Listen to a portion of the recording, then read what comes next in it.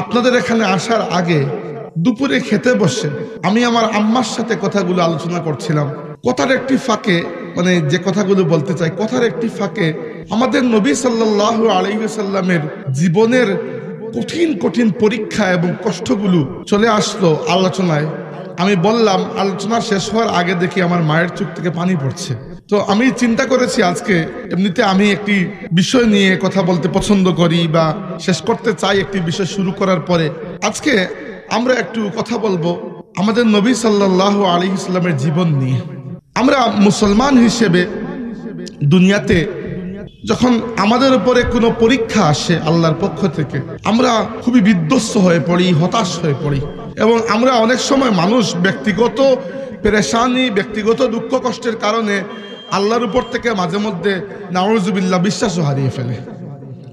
অথচ আমরা এটি চিন্তা করি না যে আমাদেরকে এই দুনিয়াতে দেওয়ার পেছনে আল্লাহর মাকসুদ এটা নয় যে আমরা সুখে জীবন কাটিয়ে দেব, বরং এই দুনিয়াতে আল্লাহ আমাদেরকে যখন দিয়েছেন, দেওয়ার সময় আল্লাহ আমাদেরকে দেওয়ার উদ্দেশ্য বলে দিয়েছেন। বলেছেন, আল্লাযী খালাকাল মাউতা ওয়াল হায়াতা লিয়াবলুয়াকুম আইয়ুকুম আহসানু আমালা। আল্লাহ মৃত্যু এবং জীবনের এই খেলা এজন্যই তৈরি করেছেন যেন দেখতে পারেন এই সব কিছুর মধ্যে থেকেও তোমাদের মধ্যে কে ব্যক্তি নেক আমল করতে পারে।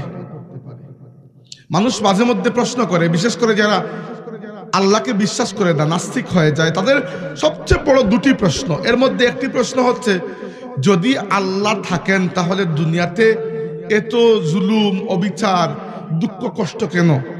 সহজ জবাব হচ্ছে, আপনি যদি একটি গাড়ি কিনে নিয়ে আসেন টয়োটা কোম্পানির, কয়েকদিন পরে আপনি গাড়িটিকে ভাঙছেন।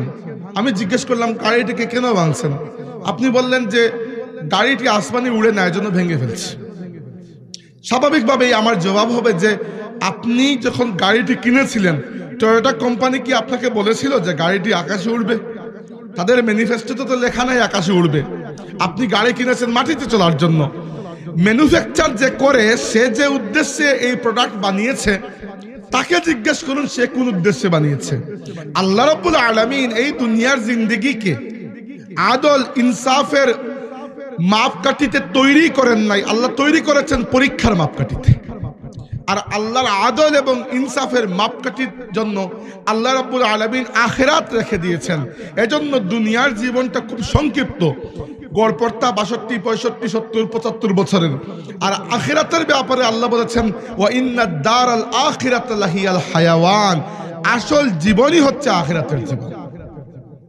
তাহলে দুনিয়ার জীবনে যখন আমাদের উপর দুঃখ কষ্ট আসে, আমরা এটি ভেবে ক্লান্ত হওয়ার এবং আল্লাহর উপর বিশ্বাস হারানোর কোনো কারণ নাই যে আল্লাহ আমাদেরকে দুঃখ দিচ্ছেন, আমি কেন দুঃখ পাবো? যদি দুঃখ পাই তাইলে তো আল্লাহ নাই, বা এই ধরনের চিন্তা নাস্তিকরা যেগুলো করে। বরং আসল কথা হচ্ছে, আপনি আপনার নিজের মন থেকে চিন্তা না বানিয়ে আল্লাহকে জিজ্ঞেস করে নিন যে আল্লাহ কি জন্য এই দুনিয়ার জীবন বানিয়েছেন। আল্লাহ আপনাকে বলে দিচ্ছেন, লিয়াবলুয়াকুম, তোমাদেরকে পরীক্ষা করার জন্য। এবার পরীক্ষার হলেই যদি পরীক্ষার রেজাল্ট দিয়ে দেওয়া হয়, এটা পরীক্ষা হবে? হবে না। পরীক্ষা এজন্য নেওয়া হয় যেন দেখতে পাওয়া যায় কে ভালো আর কে খারাপ। আল্লাহ এই দুনিয়াকে বানিয়েছেন পরীক্ষার উদ্দেশ্যে। তাই আল্লাহ রাব্বুল আলামিন এই দুনিয়াকে পরীক্ষাগার আর আখিরাতকে ইয়াউমুদ্দিন বা জাযা এবং সাজার দিন বানিয়েছেন। এজন্য আমাদেরকে এটি ভাবা উচিত নয় যে আমাদের দুনিয়ার জীবনটা খুব সুখের মধ্যে কেটে যাবে, বরং আল্লাহ পরীক্ষা নেন। 2 নম্বর আরেকটি বিষয় মনে রাখবেন যে এই দুনিয়াতে প্রত্যেকটা মানুষ কোনো না কোনো পরীক্ষা দেয়, তবে পরীক্ষার প্রশ্ন সবার জন্য সেম নয়। পরীক্ষার প্রশ্ন সবার জন্য সেম নয়, পরীক্ষার প্রশ্ন আলাদা আলাদা। যেরকম দুনিয়াতেও যখন মানুষকে পরীক্ষা নেওয়া হয়, প্রত্যেক ক্লাসে তো সেম প্রশ্ন দেওয়া হয় না, আলাদা দেওয়া হয়। এভাবে দুনিয়াতে পরীক্ষা মূলত 2 ধরনের, হয় সবরের পরীক্ষা নইলে শুকরের পরীক্ষা। হয় সবরের নইলে শুকরের পরীক্ষা। সবরের পরীক্ষা হচ্ছে তাদের জন্য যারা দুনিয়াতে দুঃখ কষ্ট পায়, সুখ শান্তি তেমন নাই, দারিদ্রতা, অশান্তি, পেরেশানি, রোগ বালাই আরো নানান কিছু, এদের জীবনটা হচ্ছে সবরের পরীক্ষা। বরং এটি একটু সহজ, কারণ এই পরীক্ষা আল্লাহ সারা জীবন নেন না, যে কয়েকদিন নেন। আপনি যদি আল্লাহর উপর বদ ধারণা না করে সবর করে থাকতে পারেন, সবর মানে এই নয় যে হাত পা আটিয়ে বসে থাকবেন। আপনি চেষ্টা করবেন অবস্থা উন্নতি করার, কিন্তু আল্লাহর প্রতি খারাপ ধারণা করবেন না। যদি সবরের মধ্যে কাটিয়ে দিতে পারেন, তাহলে সবরের যে মহা বিনিময় আপনি পাবেন সেটি আপনি কল্পনা করতে পারবেন না। আর আরেকটি হচ্ছে দুনিয়ার জীবন, আরেকটি পরীক্ষা হচ্ছে শুকুরের পরীক্ষা। শুকুরের পরীক্ষা তাদের জন্য যারা দুনিয়ার জীবনটা বড় সুখে কাটায়। আল্লাহ দেখতে চান যে এরা সুখে আমাকে ভুলে যায় নাকি আমাকে স্মরণ রাখে। শুকুরের পরীক্ষাটা কঠিন, কারণ শুকুরের পরীক্ষা দুনিয়াতে আপনি বুঝতেই পারবেন না যে আপনি সত্যি শুকুর আদায় করছেন নাকি করছেন না। হাসরের ময়দানে গিয়ে দেখা যাবে আসলে আপনি পরীক্ষায় পাশ করেছেন কিনা। কারণ অনেক সময় দেখা যায় মানুষ যখন সাকসেসফুল হয়ে যায়, সফল হয়ে যায়, আর্থিক দিক থেকে হোক অন্যান্য দিক থেকে হোক, তখন মানুষ মনে করতে চেষ্টা করে বা এটি চিন্তা করতে শুরু করে যে এটি আল্লাহর দয়ার দান নয়, মনে হয় এটি আমার যোগ্যতার ফলেই আমি পাচ্ছি। একজন মানুষ নতুন নতুন টাকা পয়সা আসছে, সে খুব আলহামদুলিল্লাহ সুবহানাল্লাহ পড়বে, নামাজও করবে, সবকিছু কয়েক বিলিয়ন ডলারের মালিক হওয়ার পরে পরে যে টাকাগুলো আসবে স্বাভাবিকভাবেই তার মনে হবে এটি তো আমার হাতের কামাই। একজন মানুষ খুব জনপ্রিয়, প্রথম দিকে যখন মানুষ তাকে চিনছে তখন সে ইস্তেগফার করবে, আল্লাহর কাছে তাওবা করবে এবং পানাহ চাইবে যে আল্লাহ আমাকে যেন ফিতনায় না পায়। যখন খুব বেশি পপুলার হয়ে যাবে, সারা দেশের মানুষ তাকে চিনে, তখন কিন্তু অহংকার আস্তে আস্তে বাড়তে থাকে, তাই না? শুকুর বড় কঠিন জিনিস। আল্লাহ আমাদেরকে এত এত নিয়ামত দিয়েছেন যার শুকুর কোনোদিনও আদায় করা সম্ভব নয়।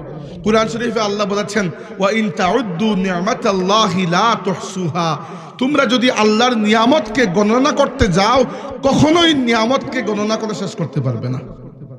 অতএব দুনিয়ার জীবন পরীক্ষার জীবন, বুঝানো এটি উদ্দেশ্য। সামান্য দুঃখ কষ্ট আসলেই পেরেশান হবেন না। আর খবরদার এই প্রশ্ন কখনোই করবেন না যে আল্লাহর কাউকে পেলেন না, আমার উপর কেন দুঃখ দিচ্ছেন। এই প্রশ্ন করার অধিকার আপনার নাই।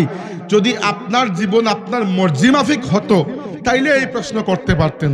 যেহেতু আল্লাহ আপনাকে দুনিয়াতে আপনার মর্জিতে পাঠান নাই, যেহেতু আপনার হায়াত আল্লাহ আপনাকে আপনার মর্জিতে দেন নাই, আপনার রিজিক নয় আল্লাহর মর্জিতে, আপনার মা বাবা আপনার মর্জিতে নয় আল্লাহর মর্জিতে, আপনার জন্মস্থান আপনার মর্জি নয় আল্লাহর মর্জিতে, আপনার বংশ আপনার মর্জি নয় আল্লাহর মর্জিতে, আপনার মৃত্যু আপনার মর্জিতে নয় আল্লাহর মর্জিতে। অতএব আমার উপর কেন আল্লাহ এগুলা বিপদ আসে এই প্রশ্ন করার অধিকার আপনার নেই। আল্লাহ আপনাকে যেগুলাই দিচ্ছেন এর মধ্যে সবর করে থাকা হচ্ছে সবরের পরীক্ষায় পাশ করার উপাদান। আর যাদেরকে আল্লাহ দুনিয়াতে দুঃখ কষ্ট দেন না তাদেরকে চিন্তা করা উচিত, কারণ আল্লাহ যাকে সবচেয়ে বেশি মহব্বত করেন তাকে সবচেয়ে বেশি দুঃখ কষ্ট দিয়ে পরীক্ষা করেন। যার জীবনে কোনো দুঃখ কষ্ট নাই একটু চিন্তা করা উচিত, হয়তো আল্লাহর মহব্বতের মধ্যে আপনি প্রবেশই করতে পারেন নাই। আর আপনার জন্য আরো কঠিন শুকরের পরীক্ষা অপেক্ষা করছে। যদি আপনি শুধু মুখে নয় আপনার বিশ্বাসে এবং কর্মে শুকরিয়া আদায় করার হক আদায় করতে না পারেন, কিয়ামতের দিন দুনিয়াতে যে দুঃখ কষ্ট পেয়েছে সে সামান্য সবরের কারণে আপনার চাইতে অনেক বড় জান্নাতের মালিক হয়ে যাবে।